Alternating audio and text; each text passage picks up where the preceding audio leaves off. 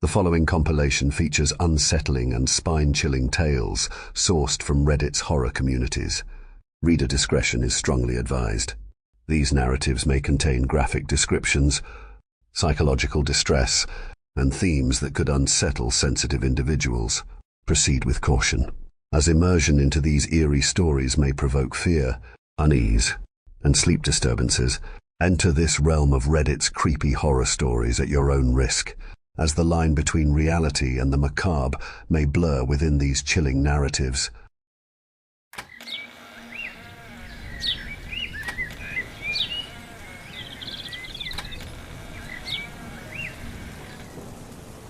Strange letters appear around my apartment. They pop up in unexpected places, at random times. Stranger still, the letters are signed with my signature. There is no return address, and no identifying information. The handwriting is similar to mine, but I don't have any memory of writing them. The first note to appear was outside my apartment door, and read, "Hello, we should talk. It's been too long." As vague as it was, I hadn't developed much interest in the mystery. I smirked at the message and decided it was the start of a bad prank. I threw it out the next day. It hadn't crossed my mind much until 3 days later. I woke around 3:30 a.m. to use the restroom, something I often do after a day spent drinking. I was a little skittish, but no more than you'd expect waking up alone in the middle of the night. When I returned, that's when I shifted to dread. There it was, lying on my pillow, a letter.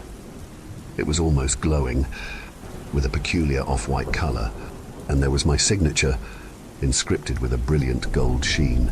Chills raced up and down my spine like alternating currents, thoughts following in my head. I frantically glanced out the window, barely able to make out anything in the darkness. If someone had escaped that way, they'd have left a trail of footprints in the snow. The feeling in my gut intensifies as I check the closet, hesitantly pulling open the door with a pocket knife in my free hand. My insides are twirling and twisting like tight knots. But again, nobody is there. I prepare to call the police, one only a click away, but something tells me to wait, to keep looking. There is only one spot left, one horrible, unavoidable place. So I lower my head, ready to check under the bed. I inch to the ground, sweat creeping down my face, and I begin to tremble. I shine my phone light into the darkness, half expecting someone to be staring back, or worse. I don't know whether to feel relieved or shocked when the only monsters I can find are a few empty bottles and some crumpled cigarette packs. Whoever had left the letter was gone, or good at hiding, but they couldn't have slipped by without me noticing. The bathroom faces the living room. By the front door, the floors creak and crack at the slightest step. The hinges cry and squeak with every motion. I am petrified at the thought that they could still be there, watching me. I mentally prepare myself to open the letter, scared at what I might find. I peel the fold and lift the note. It is written in bright red and reads, "It starts soon. I am Frownson." I have no clue what that could possibly refer to. I have no friends, family, or any correspondence. Nobody would care if something happened to me. I'm not a member of any clubs or in any groups. I don't even use social media much these days. I didn't sleep that night. Since then, I've found letters tucked in my bookshelf, a few on the dash of my car, under my blanket, and even in my pocket. Most of them repeat the same line, while others appear blank. However, the most explicit message appeared in my hands while I was spacing off. One second I am staring out the window, watching the thunder roll by. The next I feel something sharp, almost tingly, making contact with my fingers. It has the same eerie color and unnatural glow as the other letters, but the name is marked in a much brighter gold tone. I decide I shouldn't open it, but the morbid curiosity is driving me crazy. The texture is more abrasive than the others, and the material is much stronger, but I get it open anyway. Inside is a black card with a much deeper crimson serif that reads, "Can't live with it, can't live without it." Blank lines are what you look for, but you don't see them the way you should. I stare at the letter, waiting for something else to happen. My heartbeat steadily rises, then slows. The room is so quiet, so still. Chirps and whistles pause in retaliation. The TV turns off and the washing machine settles to a stop. I raise coffee to my lips, accidentally swallowing too fast. It doesn't burn, but my tongue tingles. My fingertips tingle. My ankles tingle. I stay on the couch, rocking back and forth. As my limbs begin to sensate uncomfortably, I feign little reaction.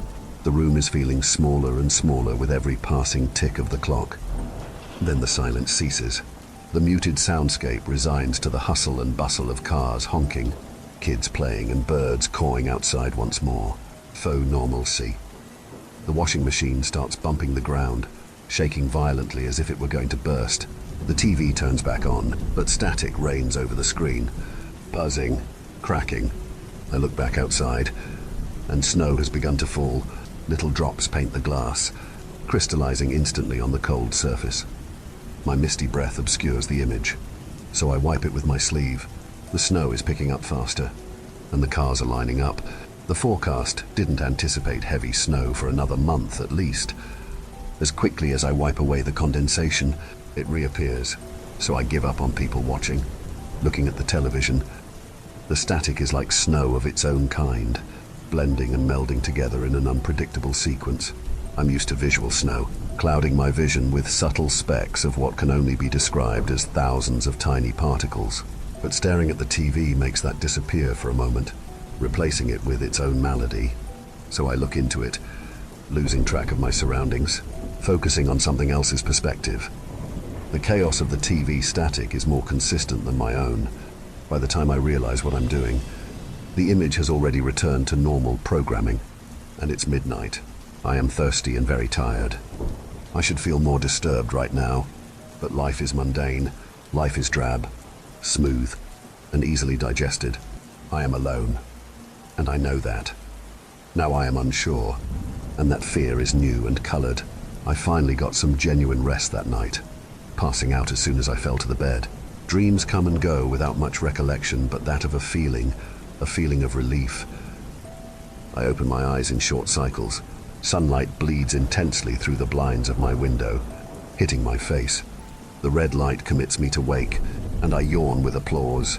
A smirk crosses my lips, basking the mood in satisfying warm tones from the sky. I yank open my curtains, eyes wide to the sky. I am bombarded by darkness and snow hurling at me through an open window. My smile creeps into a face of despair, the face of misunderstanding possessed by fear. I step backwards, my feet stumbling over a half-full bottle of liquor. I fall helplessly, hitting my head against the bed frame. Everything is fuzzy, hazy, everything dazed. I reach forward, grabbing at air. Currents whip and strike against my hands, keeping me down. I feel trapped. The thunderstorm is watching me, getting closer as I fall flat. I can no longer see through the blood pouring over my blurred eyes. I hear a squeak. My door opens. I imagine the letter in my head, and a voice repeating, "It starts soon. It starts soon. It starts soon." The invader whispers into my ear. I throw myself at the voice, forcing my weight onto nothing, an apparition. I jump up, rising from my covers. I am drenched in sweat, not blood. I look to the left, and then to the right. Sun fills the room subtly through the blinds. My heart is pounding, but the world is full of color.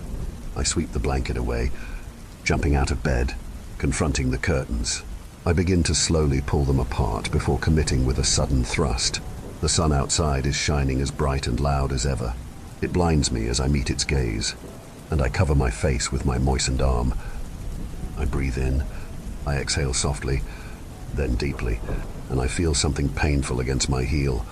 I look down, and there is broken glass, and a puddle nearly soaked into the carpet. My chest mirrors the sharpness in my foot, but I hold it together. I sweep the pieces onto a dustpan, and try to forget about what happened. As I carry the broken shards of glass to the kitchen, I take notice of the repetitive chinking sound, like bouncing coins. The apartment is noisy this time of day, and I can hear the typical sounds of cars in traffic, people arguing about whatever, dogs barking and music blaring, but I also hear the glass. The noise follows me to the trash, where I can dispose of it. So I open the lid, and drop the dustpan in. But there is no satisfying sound. The glass isn't with me. I rack my brain looking for where I must have dropped it. Even looking in the bedroom, the spill is still there, but no shards, not even a bloody splinter. These last few days have been hard to recall, but I won't accept it. I don't want to accidentally step onto a pile of misplaced glass sometime in the future. The bedroom is clear, the hallway is clear, the living room is clear. All that's left is the kitchen, and, well, the bathroom. It's self-explanatory. I return to the kitchen, inspecting the rough patches of linoleum for stragglers. I find many shards of glass, but not the ones I'm looking for. Something is missing.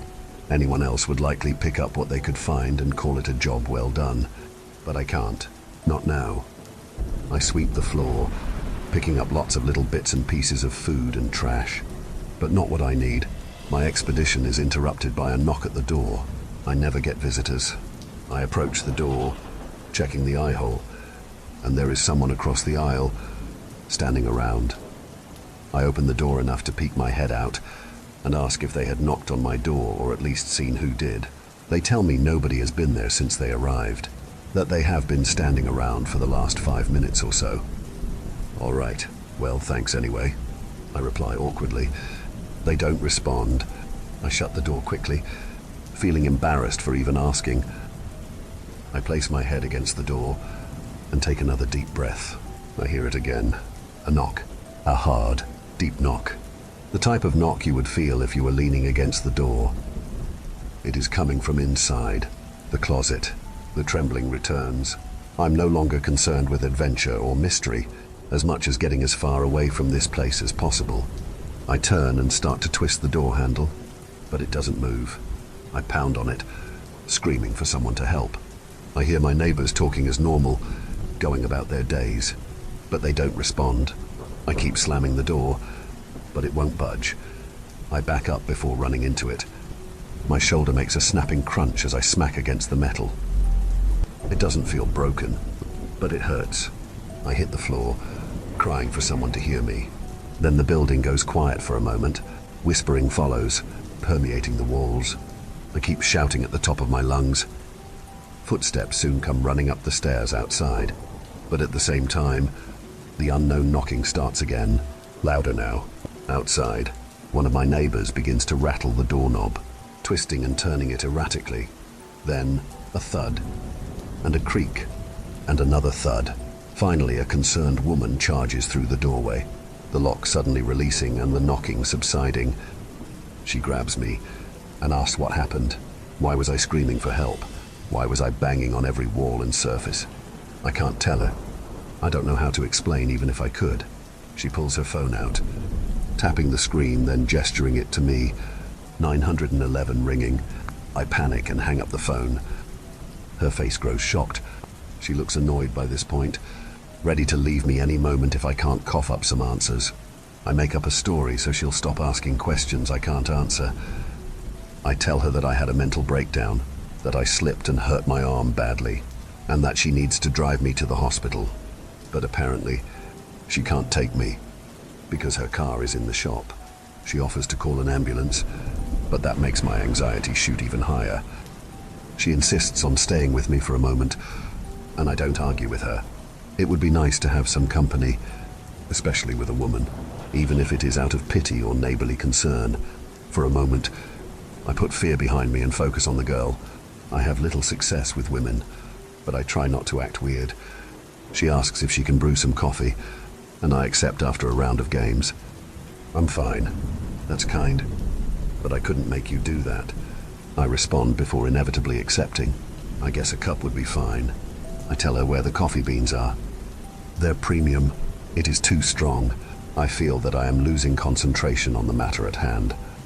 We are chatting about ourselves, what we do for a living, our families, that kind of thing. But in the middle of the conversation, her attention diverts away. She pauses in and out of speech. I follow her eyes. She sees a pile of bottles by the closet. Most of them are completely empty. Did you have a party recently? She asks me, assuming the benefit. I have to lie again. I had a big party, a party with all my friends from work and school. I nod my head. She seems to believe me. I apologize for not cleaning up and ask if she would like some. She looks uncomfortable and tries to change the topic. She explains to me that she has been living here for a few years, but had never seen me before. That I seemed nice enough. Perhaps that I was even normal. I tell her that I work the graveyard shift. I try to rest as much as I can. I don't get a lot of free time these days. You know. I pause, watching her eyes for subtle changes. Everything is so expensive now. She agrees. She barely makes rent. I am thinking about numbers, finances. I am discussing all that I know of the economy, but I want to be discussing the knocking. I want to find the broken glass that provokes my attention. I want to kiss the girl sitting in front of me. Knocking, whipping air, dancing glass, romance and desire, pounding walls, cracking wind, disappearing objects. My brain is ramping up and down. My face is calm but suggestive. She doesn't know what I want, and part of me is motivated to keep it that way. I don't want to go from a nobody to someone crazy. I am already lacking social skills as is, but she is a ticket. I can't help but be easily distracted by her looking back at me. For once, I ask if she wants to talk again sometime. She takes that as an invitation to leave, and it is, but it is also an invitation for her to return. She does the hard part for me and offers her number. I write it down with a bold red pen after she leaves. She will be impressed if she thinks I remembered it. I won't. I put the slip on the fridge so I'll have it when needed. I want to call her already. I haven't talked to a woman over the phone since my mother passed away. I couldn't bring myself to see her, so I locked myself in the closet. The closet with my spare phone. I went to the closet and put her number into the phone, saving it under neighbor girl. I don't recall her actual name. She thinks I am Austin. I decided to send a message. Test. I stare at the screen for a few minutes. She replies with a thumbs up. I'm going through with it. I turn around and stare out the kitchen window. Across the street is a liquor store decorated with neon signs and promotional posters for various brands. I have no preferences. There are a few more cars parked out front than what's typical for this time, but no people. The store is dark on the inside, but the open poster and neon lights say otherwise. My stomach hurts. My head hurts. I need it now. I take a step forward and hear a crunch. I look down for a second, my mouth ajar, almost salivating. A piece of glass penetrates my foot, deeply embedding under a layer of thick skin. I lean against the wall on one leg, blood dripping from the edges of the shard. My shoulder aches against the corner. I pull on it, and the pain stings. I cover my mouth. I pull again, and the glass keeps coming. I continue to pull, but the shard goes on and on, like an endless loop. I feel my vision fading, and my balance falters. I bite my finger, and blink rapidly. I bite harder, and my eyes shoot open, perfumed with mist. My foot has nothing in it. The glass lay on the carpet, not 3 inches in length. A foot ahead is another piece, and another past that. A trail of shards led back to the kitchen. I drop to my knees, in disbelief. I am contemplating. Has it started? I pinch my bicep. I flick myself on the forehead. I crawl forward, defeated. The glass is shiny. The glass is clear. No imperfections or rough edges. I bring it close to my face and place it flat against my cheek. It's cold, unlike the carpet. I observe it, rotating the piece around. What am I supposed to see? I place it close to my eye and look through it. The glass reflects the world in 1,000,000 degrees of space. I look again, and then again. The glass becomes foggy from the warmth of my breath, but it remains cold. I pull it closer. It touches the raw, milky texture of my eye, and I see something. Snow. There is snow falling in my apartment. I tilt my head up. The ceiling is a foggy cloud. The snowflakes radiate around me in a swirl. They envelop me. They're so cold, nipping at me through my clothing. My arm begins to shake, and I try to stay still, but it gets harder not to sway my hand. The pain in my shoulder feels like a vice grip, but I keep the glass over my eye with my remaining energy. I tilt my head down and see the path of glass shards against a blanket of sleet. I follow it to the kitchen an expanse of water and frouncing bodies. The walls are black, and the ocean reflects a sea of alien stars. The corpses float through the mild waves, forever drowning. I wade through the water, keeping the glass steady as possible. I'm afraid to switch hands. If I close my eyes for even 1 second, it might break away again. In the center of the watery grave is the fridge, and on it is the note. But it's different. It's shining. I move faster, creating currents of cascading waves. The fridge seems to get further along as I move. My legs are almost too cold to go further, and if I press the glass into my eye any harder, it might just pop. Then I smell something. The water has a scent, a familiar note, sharp and pungent, intrusive and effective, acidic even. I am getting woundsy. Then I feel a sensation drifting along my legs. The body, it glides along the surface in my jacket. I touch it, cold as ice. My fingers slip along the cheekbones, which are sunken. I grab the shoulder and turn the body. My face stares back at me, one eye gouged out, a piece of glass stuck in the gaping mouth. A smile like a forbidden expression. My headache is pounding now. I need it more than ever. But I shouldn't. I keep moving forward, trudging the same path. Despite the pain, the wandering fridge is farther still, but I don't think it can keep up forever. More bodies slam through me. I don't dare look at them again. My arm is shaking so much that the image is becoming distorted. I don't have much time, but I know that I need to see, like the letter told me. I am panting with each movement, and I feel like giving up. My eyelid is beginning to bleed, and I have to blink. But it's there, right ahead. I can see it getting so close. I reach out and can almost grab it. I pull back and barely pull the note from the door. It's a letter, made out to me, by me. No address, no other identifying information. Maybe I'm guilty. I tear it open and pull out the card. Written in bold red cursive, it reads, "It's already begun. Put it off. You cannot swim for shore while you drown. There is a pit where my stomach should be, like a sinking ship." I let my arm drop, and the room lights up. I'm holding the card with the girl's number written on it. I drop it on the ground and carry myself to my room. I fall over, passing out. On this night, I dare not dream in black and white.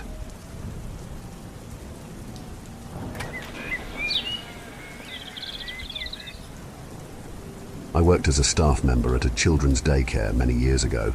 One early morning before my shift began, my co-worker Matt came up to me. He handed me a small white envelope with my name on it. "Reception told me to give you this. Someone left it there last night," he said.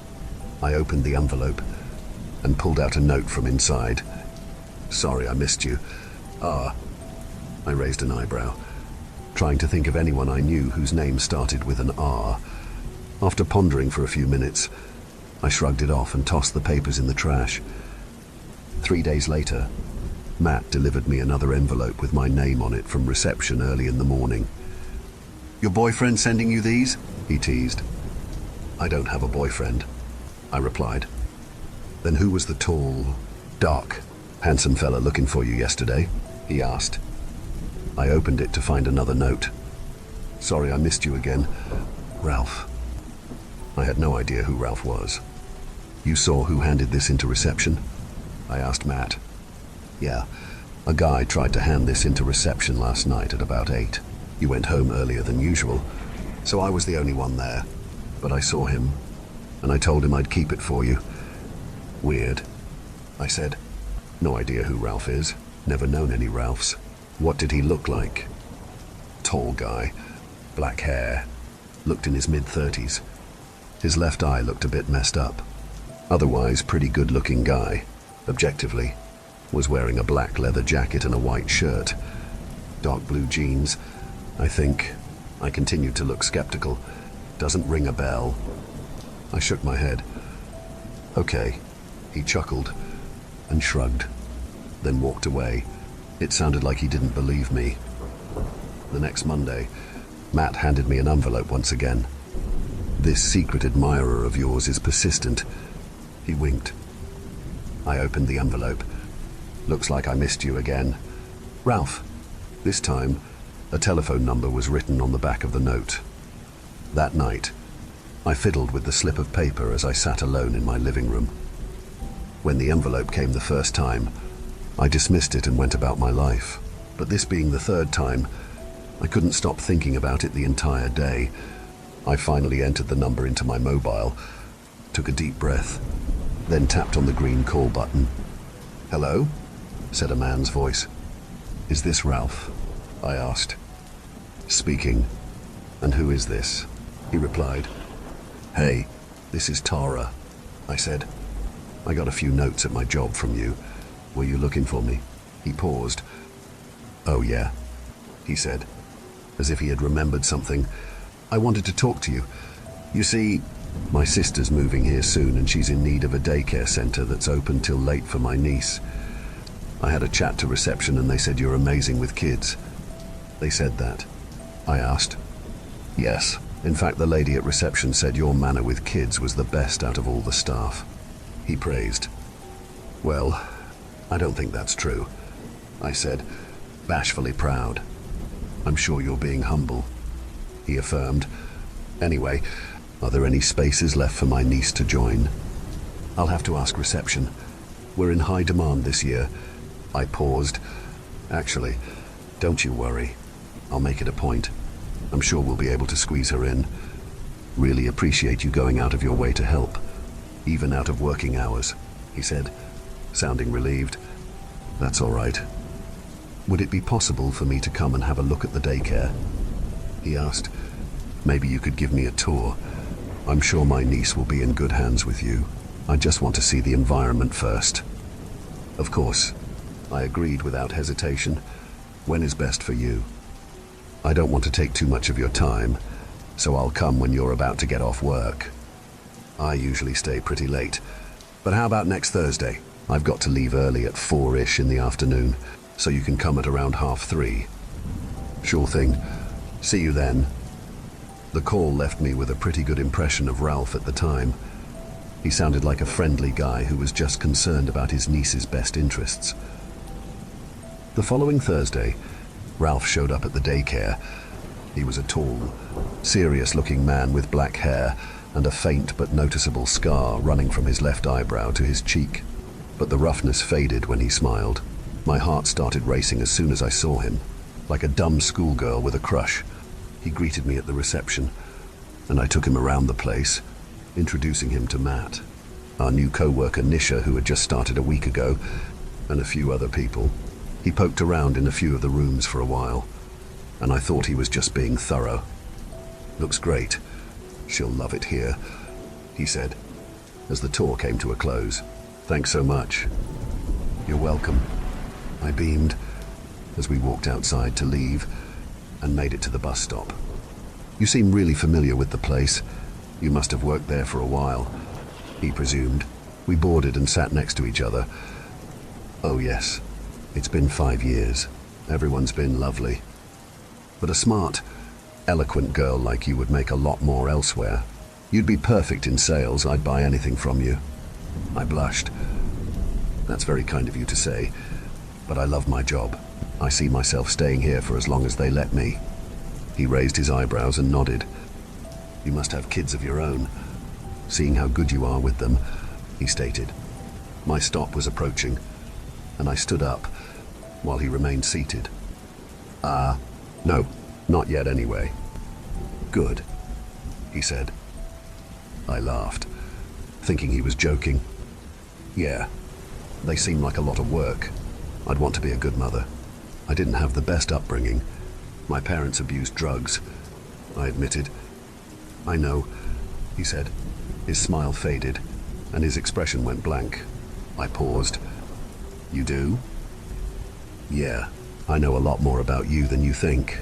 By the way, I don't have a niece." I was caught off guard and stared at him, trying to process what he just said. The bus slowed to a halt, and the doors opened. "It's your stop, isn't it?" He stared back at me. "Off you go, then." My mind was paralyzed, but my legs carried me off the bus on autopilot. Our eyes locked, all the way until I could see him looking at me through the glass window. His mouth stretched slowly into a menacing grin. I continued walking for a few yards on autopilot, numb and confused. All I could think about was getting home as fast as possible. It was only when I entered my house and locked my door that my heart started to race. I picked up the phone and called Jean, who worked in reception. "Hey, John, this is Tara. You know Ralph, the tall man who came in today?" she asked. "Yeah, him. Did you ever tell him about me?" "No. Why would I do that?" she asked. "So you've never mentioned my name to him? Or talked about me to him?" My palms started to sweat. "No, I've never even spoken to him until today, when you introduced him," she said. "Oh, okay."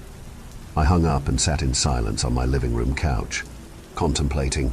Fear gripped me as the realization of how easily I had been manipulated dawned. I had no idea what this man's intentions were, but he was stalking me, and I let him without realizing it. I had been careless from the moment I decided to call the number on that slip of paper. Curiosity had gotten the better of me, and this man had effortlessly gotten my personal phone number. "I don't want to take too much of your time, so I'll come when you're about to get off work." That was intentional. I never told anyone my address. None of my friends or co-workers knew where I lived. I let my guard down and didn't even question the fact that he'd gotten on the same bus as me and watched me walk to my house just a few yards away in a daze. Now he knew where I lived. I see myself staying here for as long as they let me. And on top of that, I had revealed that I wasn't planning to leave anytime soon. My phone rang, startling me out of my paralysis. It was Matt. "Hey," I picked up. "Hey, everything all right?" he asked, sounding concerned. "Yeah, why?" I lied, trying to keep my voice steady. "Okay, good. Just wanted to check." "No, but why?" "Forget it. It's all good." He dodged. "Check what?" I insisted, raising my voice. "Okay, calm down. It's just 'cause I saw you go off with that Ralph dude. I mean, I know we met him today, but I saw him lurking around outside the daycare for the past week. At first I thought he was your boyfriend or something, but you said you didn't know him. I mean, I thought something felt off. But if you're fine, then it's all good." I was about to correct him when I received a text. "I am monitoring your phone. I can see and hear everything you do on it." It was from Ralph. I started to shake. It was dark outside now, and heavy rain scattered, but I could see the glow of headlights of a black car pulling up slowly on the opposite road outside my house. I spotted Ralph's silhouette through the window as I quickly closed the curtains, light from the headlights still seeping through. Ding! Another message. "I am watching you." Matt," I said quietly, my voice quivering. "I've got to go." I hung up. Another text. "You can't hide forever." I started typing, "What do you want?" And I received a reply before I hit send. "You don't deserve to live," came the reply. Tears streamed from my eyes, and trying to stifle my cries, I tried to stand quietly, but kept collapsing as my legs wouldn't take my weight. I had never been so afraid in my life.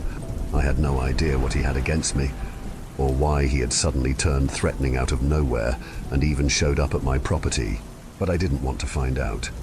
I finally gathered my strength and barricaded my front door with furniture, turned all the lights off, took a large kitchen knife and curled up behind my couch, expecting the sound of a break in any second.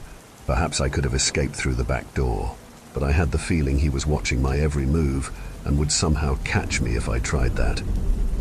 It suddenly occurred to me that my selfie camera light was on. I tried to cover the lens with my thumb. I contemplated calling the cops, but as he was right outside, I figured he'd reach me a lot faster than they would. As soon as my finger reached for the 9, he'd be on my doorstep. I really just flouncy. Knowing that I was being watched rendered me almost non-functional. At some point, I could the car engine and lights outside my living room switched off, and now he was waiting in silence. There were no texts for hours. Until 4 a.m. My phone rang, and it was Ralph. The ringtone startled me, and I declined the call. Ding. Tara, there's been a misunderstanding. Ding. Tara, pick up. This is important. 2 texts. I hesitated for a few minutes. Are you still watching my screen? I typed. I didn't tap send. Sure enough, a reply came. I guess. Just pick up. I can explain. I'm not opening the door. I typed. Fine. No need. He replied. Okay. Ralph called again and I picked up this time, my heart beating out of my chest. Hey, I know you're probably shitting yourself right now, he began, his voice strained but sincere, and this is really awkward. I said nothing. I wasn't buying it yet. I was still convinced he was trying to get me to go outside so he could murder me. Basically, he continued, we've been looking for a kid diddler in this area. Nisha's working with me as well. We pretend to be 13-year-olds and talk to people on forums, and some of them end up sending us some pretty incriminating stuff. Then we confront them and send it all to the police. They're not huge fans of us, but it works. Anyway, we knew someone in this region was sending really disturbing things to kids on an app. From the EXF data in images, they deleted all the messages and the app every time, but we've got some tech guys who are pretty good at finding this stuff. All the evidence pointed to you. Nisha infiltrated the center and installed a remote access app, and we monitored all the activity on your phone for a few days. What? I interjected, still afraid but more outraged. I've never done anything like that, so you guys bugged my phone. I make a living trying to keep children safe. Listen, said Ralph, it was my bad. I was certain you were guilty. But Nisha pointed out that it was weird the texts to minors were only sent during hours when you were at work. Over the past few days, she analyzed the pattern of the texts and noticed some of them were sent when you clearly weren't on your phone. I paused. So that means someone at the daycare center has been using your phone to arrange meetups with young kids. My heart started racing again, but this time, the horror sunk in a lot deeper than before. A chill ran through me. I don't think predators deserve to live, frankly, but I shouldn't have lost control at you like that. There might be some useful data on your phone, and the police should be coming over shortly. It would be really helpful if you could hand it over so they can take a look. I know it's not fair on you, but who was it then? I asked. There was a pause on the other line. I'll tell you after you hand over the phone. Can't you see what's on it anyway? Yeah, but as I said, they'll want to take a look. There might be stuff we can't remote access. I'm not going outside until the police come. Fine by me, sighed Ralph, exasperated. The police came an hour later, and I came out to hand over my phone. After moving all the furniture out of my hallway, Nisha had arrived at the scene and was yelling at Ralph. Having witnessed our text exchange while she monitored my phone, Ralph tried his best to avoid eye contact with me. Matt was arrested the next day. Nisha had caught him taking my phone out of my purse in the staff locker room, then downloading an instant messaging app and logging into an account to message multiple kids. He posed as an older woman using my photos, acting like a sort of motherly figure, and planned to meet them behind the daycare center to play some games. But you can probably guess what he meant by that. The cops definitely were from the context of his messages. He got 20 years in prison. Not nearly enough in my opinion, but at least he's still rotting in there today. Unlike now, most people didn't have smartphones back then. I didn't keep it on me as it was expensive and I was afraid to lose it. And it wasn't tradition to lock your phone with a password either. However, it was tradition to lock your locker, so I'll take the blame for that. I bumped into Ralph again last week. First time since that situation years ago. I found out he'd sent me a long apology text, but I never saw it as I quickly got rid of the bugged phone after the incident. If Nisha weren't there, would you have killed me? Nah, I was just fucking with you and making sure you didn't try to run away before the cops arrived. That being said, if you did try to run, then I may not have been able to control myself. Why'd you just switch up like that on the bus? Well, I wanted access to the place, and I also had to try and get some details without spooking you out. We thought the suspect was called Tara, and from that general area, But we weren't completely sure if Atara worked at the daycare, didn't want to get reception suspicious by asking too many questions. So I dropped a few letters. The fact that they got picked up, then you even called back. Confirmed that much. Got a number which was linked to your socials. Found out about your family and upbringing from that. Your daily routine. Even got an address out of you while Nisha got the evidence. I dropped the act once I knew where you lived. I thought you were a diddler at the time. So trust me, it was really hard to be nice to you, even for a while. My jaw dropped. I felt like I was in The Shining, or something. That was actually traumatizing, I finally said. He briefly repeated the apology, and explained that he had been abused by his teacher as a child who he thought he could trust. He blamed himself for a long time, and that made him hate predators with a passion.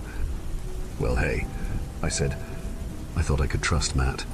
I thought he was a good guy too. We were close. I worked with him for years, and never suspected he could do such a thing until I found out.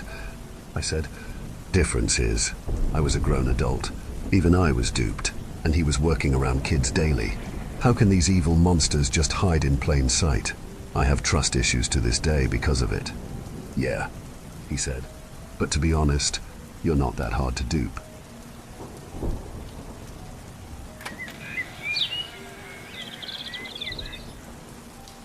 I live in what's called the St. John Valley, up in northern Aroostook County. Minor. It's a quiet place, surrounded by dense forests and open fields. Hugging the Canadian border, the textbook picture of rural New England tranquility. The kind of place where the biggest news might be a truck careening into a moose or who won whatever award at the local fair. But since the very early 2000s, something strange has been happening here that no one can explain. And it's left an indelible mark on the fabric of our community. It all started back in February of '02 with a broadcast that sent the entire valley into a state of panic. An emergency alert system, EAS, was triggered, a message that terrified everyone who heard it. I've got the transcript of the first alert below. Ease tone. This is the emergency alert system. The following message is transmitted at the request of local authorities in Fund, Aroostook County, Maine. Residents of a Limestone, Caribou, Fort Fairfield, Van Buren, and surrounding areas are advised to remain indoors immediately. At approximately 11:30 p.m. Eastern Daylight Time, on February the 3rd, an emergency situation has been reported. Secure all doors and windows. Reports indicate that both animals and humans are exhibiting violent behavior. Avoid any contact with affected individuals or animals. Seal windows and doors to prevent exposure to the outside air, as there may be an airborne chemical or biological threat. If possible, move to a safe room or basement. Ensure that all household members are accounted for and remain calm. Do not leave your home until an all-clear signal is issued. Stay tuned to this station for further updates and instructions from local authorities. This message will repeat. Ease tone. The broadcast was chilling, and the aftermath was pure chaos. People genuinely believed that they were in imminent danger. Families barricaded themselves in their homes, sealed their windows, and armed themselves against an unseen enemy. In the aftermath, county news stations covered the story extensively, interviewing residents and experts alike. Despite the official explanation that followed the next morning, many people remained skeptical. I was just a kid back then, around 10 years old, but I remember the night clearly. My parents had just put my younger sister, Lily, to bed when the EAS tone blared through our house from our TV in the living room, a typically common occurrence many Mainers up here experience due to our harsh winters. Upon its end, my parents gave each other a look of concern and then stared blankly back at whatever was originally playing on the TV. They muttered some words I quite frankly don't recall, but soon thereafter, my father quickly sprang into action. He told my mom to gather anything we might need for the night while he started fortifying the house. I watched as he moved our heavy wooden dining table against the front door and used scrap wood and sheets to block the windows. In all the commotion and noise, Lily found her way back downstairs asking for some juice. My mom rushed around, grabbing blankets, flashlights, and whatever non-perishable food she could find. She kept telling us to not worry, and that they were just preparing for a bad storm. But the shakiness in her voice betrayed her words. Lily, who was only 6 at the time, clung to me, her wide eyes filled with confusion and worry as I tried to comfort her, though I was just as scared. I remember my dad taping plastic sheets over the windows, using duct tape to seal the edges tightly. He assured us kids there was nothing to worry about. And all this was just in case.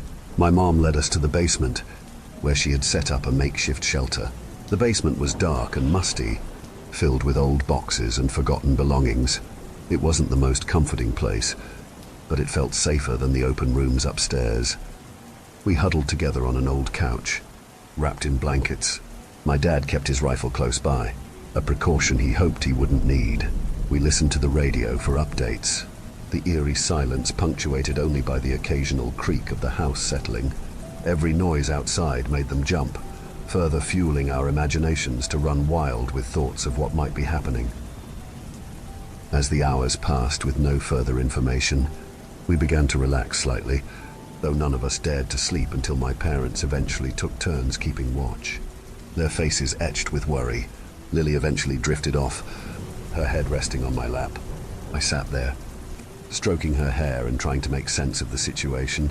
The fear in my parents' eyes was something I'd never forget. They were our protectors, and seeing them so vulnerable was unsettling.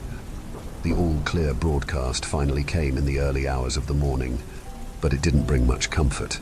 The authorities claimed the initial broadcast had been a mistake, a technical error. They assured us there was no danger, but the damage was already done. The trust in our community's safety was shattered, and a sense of unease lingered long after. Nothing happens up here. In the days that followed, the valley buzzed with conversations about the incident. Everyone had their own theories, from government conspiracies to supernatural explanations. Despite the official explanation, if one can even call it that, many people remained skeptical. The night became a part of our community's history, a bizarre event that no one could fully explain. As I grew older, the broadcasts continued to air sporadically. Each time, it sent a ripple of anxiety through the area. Though the initial panic had dulled to a resigned acceptance, by the time I reached high school, the alert had become a sort of local legend. I became obsessed with the idea of hearing it for myself now that I was older. Hadn't caught it since that night long ago, but finally, one night, during a high school bonfire with a small group of friends, the fire crackled, and the chatter of my peers filled the air, eventually drowned out by the ominous tones of the EAS. I ran to the truck radio, and there it was.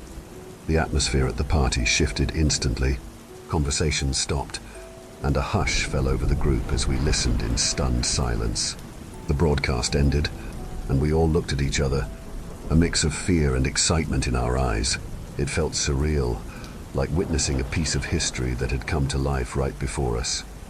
Over the years, these mysterious broadcasts have continued to air once or twice a year, always at exactly 11:30 p.m.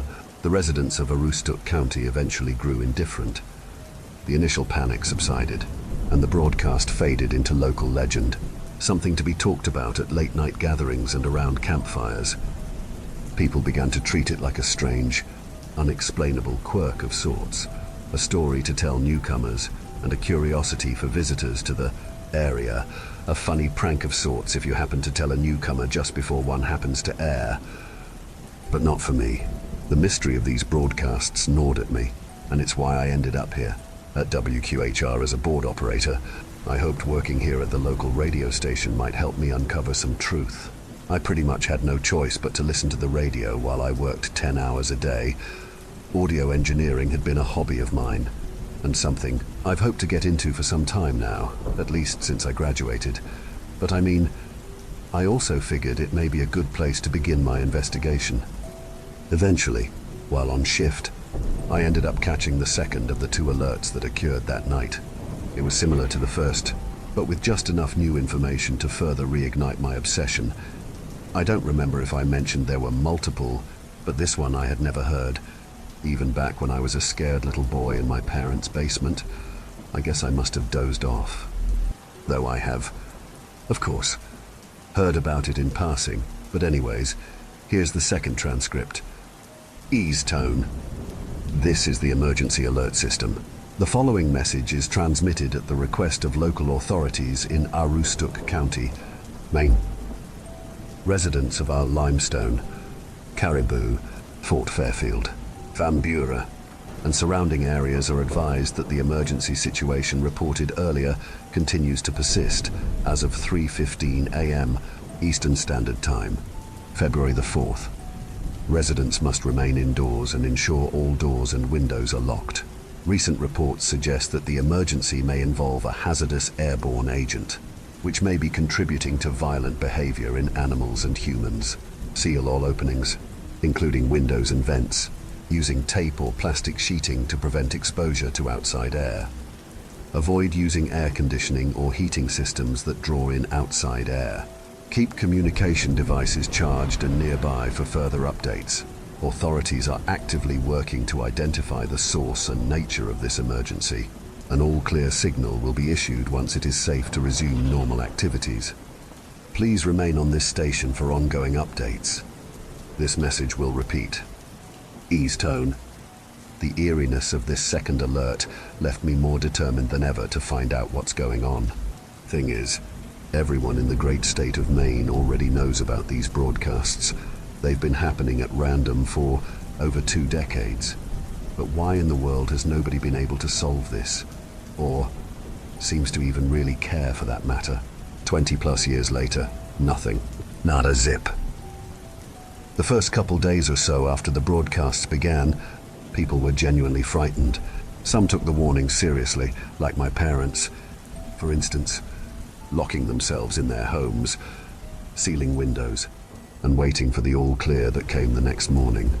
But as the weeks went by, and no real emergency ever unfolded, the community grew indifferent. Years later, the broadcasts became part of the county's folklore, discussed with a mix of fascination and amusement. Kids would dare each other to stay up and listen, hoping to catch the broadcasts live. Parents would tell their stories of the event at family gatherings, a cautionary tale that had lost its sting over time. I've asked around, both officially and unofficially, but no one has any answers. Our parents' generation seems to remember the first few broadcasts causing a stir, but everyone's settled into a collective state of apathy. It's as if the entire valley has just accepted this anomaly as a part of our lives. But I can't. I need to know what's happening, what happened that day. My obsession with the anomaly has driven me to the point where it's all I can think about sometimes. It's as if these broadcasts come from nowhere and disappear into thin air. Sometimes it's the second alert. Other times it's the first. It's completely random, and no one has been able to notice any sort of pattern. One night, while I was working in the studio after a rare airing, happened to be the first alert this time, a regular listener called in. He claimed to remember something odd from the late 90s, a night when the air felt thick and a strange smell lingered. He couldn't recall any specific details, but his recollection was enough to send chills down my spine, curious to know if anyone else had a similar experience back then. At radio and television stations like the one where I work, the Emergency Alert System, EAS, operates independently of our control, relying entirely on external automation. The EAS encoder-decoder devices are designed to receive alerts from authorized agencies such as the National Weather Service or FEMA, automatically interrupting our regular programming to broadcast emergency messages without any human intervention.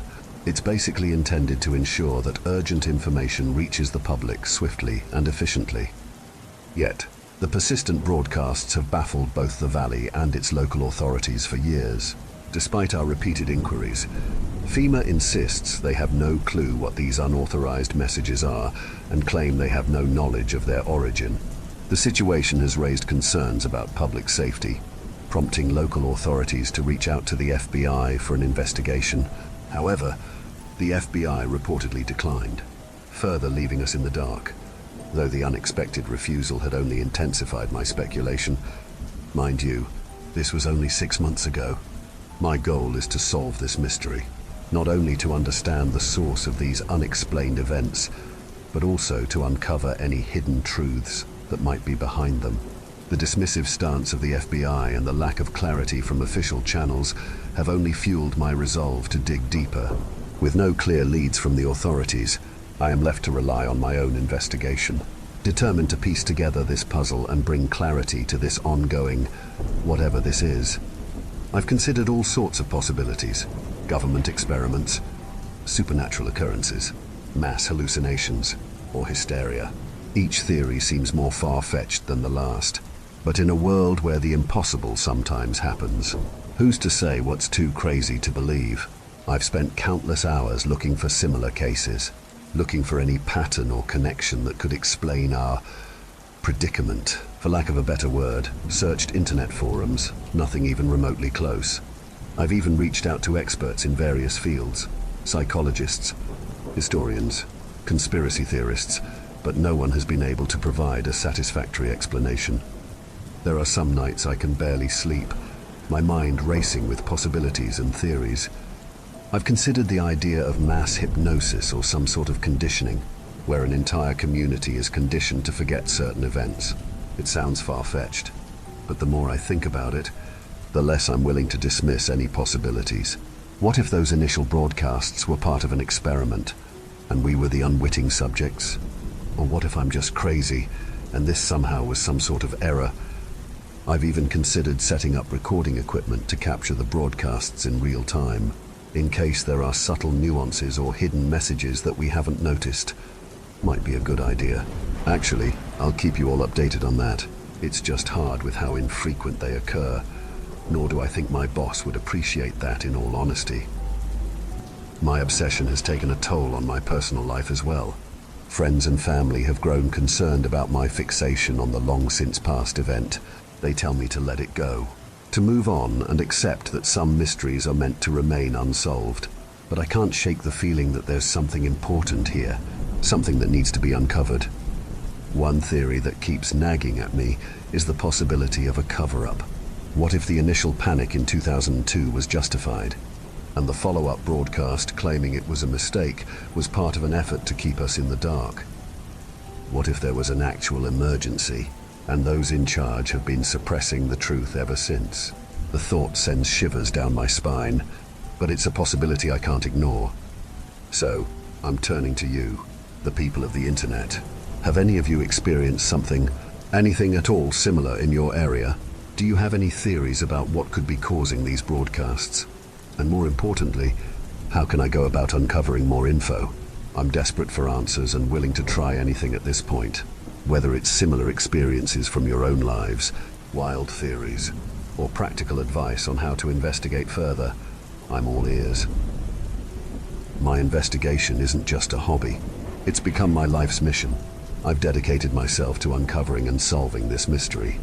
I've pored over countless hours of radio logs, scoured newspaper archives, and conducted interviews with anyone who might have a piece of the puzzle, and nothing. I know this sounds like some random idiot on the web delving into madness, but I assure you, there has to be something here. Something like that doesn't just happen on accident. It simply makes zero sense. These broadcasts have been a part of my life for as long as I can remember, and I won't rest until I've uncovered their secret. So, if any of you guys have any information, no matter how small or insignificant it might seem, please share it. Together, we might be able to solve this mystery and finally bring some peace to our haunted community and my stupid brain.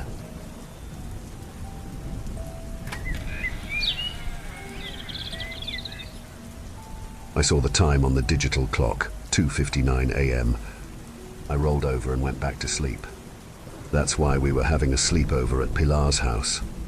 Bobby woke up at 2:59 a.m. and did what any sane person would. Only Pilar had seen 2:59 a.m. and thought to get out of bed. I saw him, he said the next day. We met in the middle of our street, Ferry Street, on our bikes. It was 1990 in mid-August, and we were 10. The apprehension and wonder of the new middle school we would enter had been totally numbed by the death of our fathers. They died in the same accident the previous March. Our fathers were close and moved to Ferry Street at the same time. After a few drinks at the pub, they were walking home. The drunk driver didn't realize he'd taken them out with his truck. He kept going, parked in his driveway and passed out in his car. When he called 911 the next day, he said somebody had been murdered on his car. Pilar, Bobby, and I were at the funeral and didn't understand exactly what had happened. Our fathers were gone. Our moms became so fragile. We were on our own. We only had each other. It wasn't enough. We went through the motions of friendship and life and couldn't express the loss. Even now, the best I can do is to suggest it was like going to a funeral every day without visiting the cemetery, without burying a body. People gave us pained looks and offered their condolences. We didn't know what that meant and had no way of looking it up. Pilar called it bullshit. Bobby got quieter and seemed always on the verge of tears. I don't know what I became other than something hollow. We all woke up at 2:59 a.m., Pilar said. How do you know that? I asked. He shrugged. I don't know, but I'm right. Aren't I? Listen, guys, our dads, they're back. I saw them last night. They were walking up the road at 3. Bobby and I shared an incredulous look. No, really? Guys, I can prove it. Stay over tonight. You'll see. There was no point in asking our moms for permission. In these dark times, they agreed to everything without really hearing what we said. I asked anyway, is it okay to sleep at Pilar's tonight? Sure, my mom said. She was in bed. I don't know if she got up that day. Pilar set us up in his living room. His place looked pretty dirty. There were empty beer bottles everywhere. I think he'd been drinking them. He seemed kind of tired and his eyes were half-lidded. We played video games on his old TV and had snacks for dinner, close to 11. I started to yawn. Tired, Pilar asked us both. Yup, Bobby said. His usual patience had grown thin. Maybe he thought Pilar's scheming had finally crossed a line. I found it comforting. Pilar had endless exaggerated tales before our dads died. They'd ended at the funeral. Now they seemed to be back. I didn't know how he knew we'd all awakened at the same time, and I didn't think I'd see my dad. But the return of his lies felt like the normalcy I so desperately needed. Pillows are upstairs, Pilar said, observing that neither of us had brought any. After a moment pondering how I could forget a pillow, I trudged up to the second floor and noted further degradation in the house. Pilar's mom had trashed the place and never cleaned up. There were slashes in the wallpaper and smashed frames. All the lights were off, but we knew the place well, having stayed over countless times before. I heard his mom snoring through her open bedroom door. Wisely, I kept moving and found the pillows. Scant light from outside put a portrait around a red mark on his dresser. I had put it there. Pilar and I were blood brothers. Bobby had declined the ritual after seeing me freak out over my bloody thumb. I'd used the dresser handle to pull myself up before I booked it home, crying all the way. I returned to the living room to find Pilar settling into his spot on the couch, Bobby Saturday on his sleeping bag. Did you set an alarm or something? I asked. Pilar smiled. No need. We'll wake up. Don't worry. He yawned. Bobby rolled his eyes and turned on the Nintendo. He didn't have video games at home, so he would spend the night in a way he found worthwhile. It might have been the only reason he'd endured Pilar's tale about 2:59 a.m. I picked up the second controller and entered the Konami code for Contra. The sequence of buttons was prized lore among kids. It gave the extra lives needed to complete difficult games. Bobby smiled but looked sad and exhausted. You okay, Bobby? He didn't answer the objectively stupid question. Think we could beat this without cheating? Do you think anyone has? Like, you get so few lives without the cheat code. It isn't fair. It isn't. Bobby shook his head, and his little gun-toting avatar died when he took his hand off the controller to wipe his tears. You're right, I said. It isn't fair.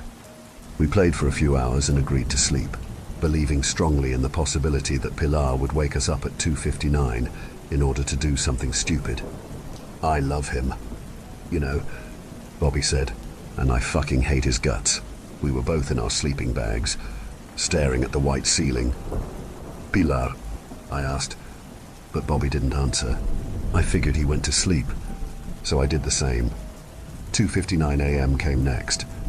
Look, Get ready, Pilar shouted until we were fully awake. They're coming. Hurry! He beckoned us over to the wide window behind the couch. The street outside had never been brightly lit. I saw a man staggering alone, a drunken shadow that could be anyone. To my surprise, I was disappointed. I wanted it to be true. Pilar, come on, I said. No, wait, just wait, he said. I humored him and kept watching. A shaft of unnatural light illuminated his face. He looked straight at me from the middle of the road and smiled as if it had all been a mistake. I couldn't believe it. My dad stood there, alive and well and a little drunk. Dad, Bobby shouted. Dad. He scrambled off the couch and tripped over the coffee table. Wait, just wait. I'm coming! I looked back outside. It was my dad there. Pilar started next. Dad, Dad. He went for the front door. Instantly, I knew. All of it was wrong. No, stop, stop. But they didn't. Both were fighting one another to unlock the door. I bowled into them. They had to see reason. We couldn't all be seeing our fathers in one man. Stop, I shouted, blocking the now unlocked door. There's one guy out there. I saw my dad, and you saw yours. That isn't possible. Get out of the way, Bobby yelled, grabbing my arms and pulling. Pilar joined him. Together, they overpowered me and opened the door, admitting a rush of cold air and silence unnatural to an August night in Bridal Veil Lake. I grabbed at both but knew I could only hold one. I chose the blood brother. Bobby sprinted down the walkway to whatever the hell waited outside.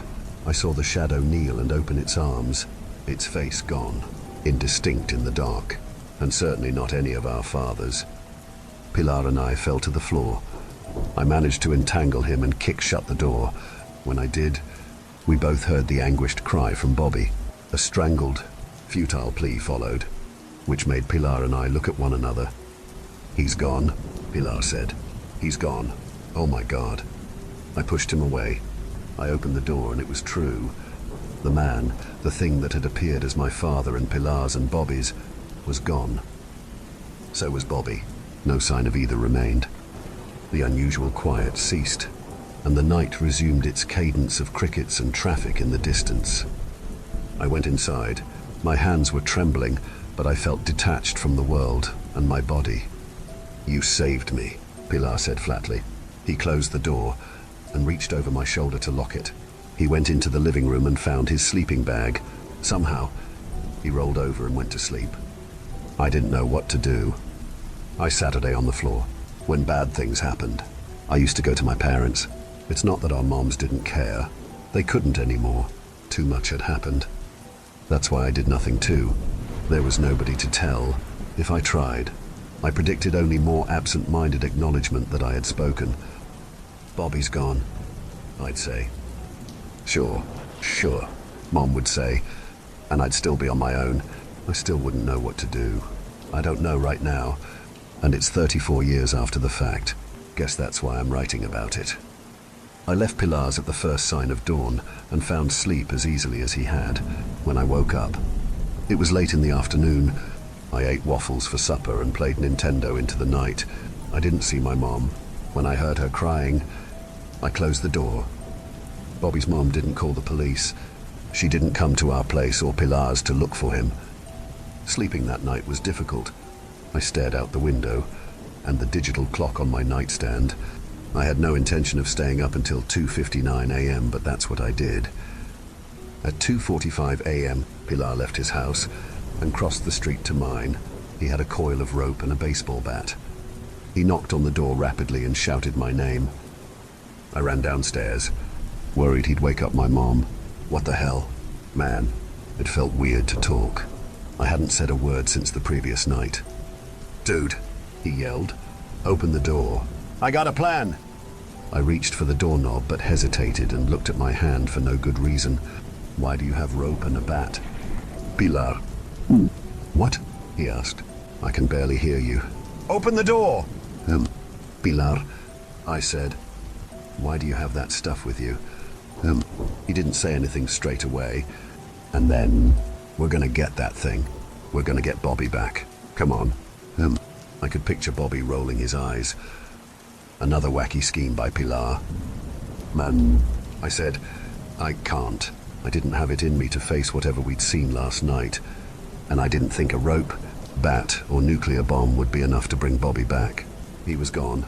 He is gone. Pilar must have known. What? Are you kidding? Bobby. Bobby's gone. I said, they're all gone. Nobody's coming back. Go home, Pilar. His bat crashed against the door. Open the fucking door. Pilar. What the? He swung again, and again. The handle rattled on my side as he began to target it. Stop. It's coming. Open up! Don't leave me out here. Men! Fine. Stop. Okay. I might have opened it then, but the unnatural quiet consumed the night as it had before. I could hear Pilar whispering, though not exactly what he said. Who are you talking to? I asked. Hurry. He's coming! Hurry. He resumed his attack on the door, and I almost gave in. I really did. But something occurred to me. You didn't go out to see our dads the first night, I said. What? Why didn't you go see your dad? Pilar. Nothing from the other side for a moment. Let me in. His tone changed from pleading to anger. Open the fucking door. Right now. I waited. He smashed the handle. I gripped it in mine, willing the door to hold. You fought me last night, Pilar, but not that hard. He said he loved you. Bobby loved you. Pilar, but you lied about that first night. Do you love me? He asked. Do you? I thought about my bloody thumbprint. I don't know. Man, I don't know you anymore. I don't know me. I don't know. He's here. Last chance to see your dad. It's either me or you that goes. He said he needed two of us. Then he'd bring him back for real. What would you do if you could get your dad back? Man, what would you give? I wouldn't give you, Pilar. I wouldn't give Bobby. Pilar began to cry. I could hear him. He dropped the bat. It clattered on the walkway. The rope hit the patch of dirt in the grass we used for home plate. I love you, I swore I heard him say. He didn't scream like Bobby, but his anguished gasp revealed the pain. When noise returned to the world, and I could overcome my fear enough to move, I opened the door. Pilar had brought more than a rope and a bat. In his school backpack, by the curb, I found a carving knife, handcuffs, in case the rope didn't suffice, I guess, a barbecue lighter fluid, and the coup de grace, a letter written by Pilar. In it, he explained how all three of us had run away. I sat on the curb with that letter in my hands till about mid-morning. My mom came out and found me. Police were called, but I couldn't speak much about what had happened. Pilar's written version became the dominant narrative. They figured, I think, that I had chickened out on taking off with my friends, offering a fragmented tale about our dads coming back, but actually not, made me look crazy. I went home. I fell asleep. That's when I woke up at 2:59 a.m. again. He spoke softly but clear. Son, it's me. It's okay. You can come out now. Son, come on down. I didn't go. I don't think I breathed. It stopped. I didn't wake up at that time. Not for the longest time. Life resumed. Kind of. Nothing good about Ferry Street remained for my mom or me. We moved across town and carried on the best we could. I did all the things I was told to do, but didn't make any lasting connections. The hollow feeling never went away. Once in a while, I could forget about those nights. I could pretend to be someone else in a crowd, but real joy has never been mine. Days and moments usually associated with happiness are reminders of what I've lost. To say my sanity is compromised regularly would be accurate. I wouldn't have written anything about this, but then it happened again. I woke up at 2:59 a.m. I didn't get out of bed, but it hasn't stopped. I wake up at the same time every night, and have for the past 2 weeks. And last night, I didn't go to the window. I went to the door. I grasped the handle and couldn't think of one reason not to go outside. Only soul-rending fear kept me in, keeps me in. But I could overcome it. Pilar did. Maybe tonight. If I open it, I'll see his face again. One more time. Alive. And then it'll finally be over. Thank you for venturing into the darkness with us. If you dare to explore further, be sure to subscribe to our channel for more spine-tingling tales of horror and the supernatural. Remember, the shadows hold endless mysteries, waiting to be unveiled. Stay tuned for more bone-chilling stories as we continue to traverse the eerie depths of the unknown together. Until next time, may your dreams be free from the haunting echoes of our tales. Or perhaps not.